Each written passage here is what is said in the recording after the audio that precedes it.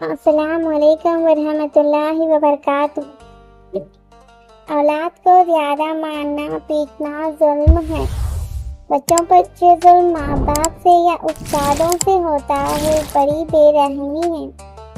بعض ماں باپ ایسے قصائی ہوتے ہیں کہ بچوں کو اس طرح مارتے ہیں جیسے کوئی جانوروں کو مارتا ہے، بلکہ جیسے کوئی چھت کوڑتا ہو، اور جو کوئی منع کرتے تو کہتے ہیں کہ ہمیں اختیار ہے، ہم اس کے باپ ہیں۔ یاد رکھو، باپ ہونے تم اس کے مالک نہیں ہوتے۔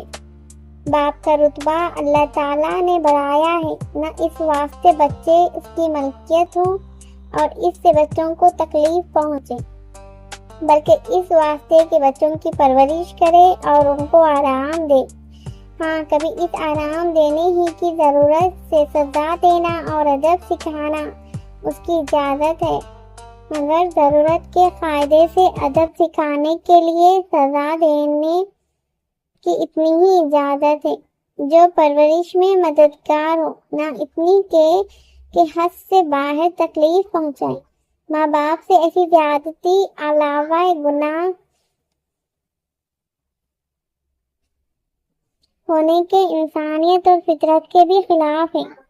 ماں باپ کو تو اللہ تعالیٰ نے محض رحمت بنایا ہے، ان سے ایسی زیادتی ہونا اس بات کی نشانی ہے کہ یہ شخص انسانیت سے خارج ہے۔ اور استادوں کی تو ایسی بری حالت ہے، انہوں نے یہ مثال یاد کر لی ہے کہ ہڈی ماں باپ کی اور چمڑی استاد کی۔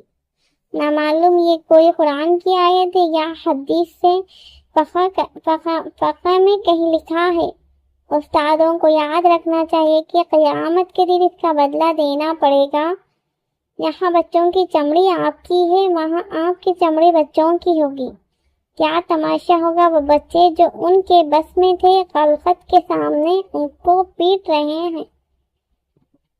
علاوہ اس کے یہ بھی تجربے کی بات ہے کہ زیادہ مارنا تعلیم کے لیے بھی مفید نہیں ہے، نقصان پہنچاتا ہے۔ ایک یہ کہ بچے کی قوت کمزور ہو جاتی ہے، دوسرا یہ کہ ڈر کے مارے سارا پڑھا لکھا بھی بھول جاتا ہے، تیسرے جب بچے کو پیٹتے پیٹتے اس کی عادت ہو جاتی ہے تو بے حیا بن جاتا ہے، پھر پیٹنے سے اس پر کچھ اثر نہیں ہوتا، اس وقت یہ مرض لا علاج ہو جاتا ہے اور ساری عمر کے لیے بے حیائی اس کے مزاج میں داخل ہو جاتی ہے۔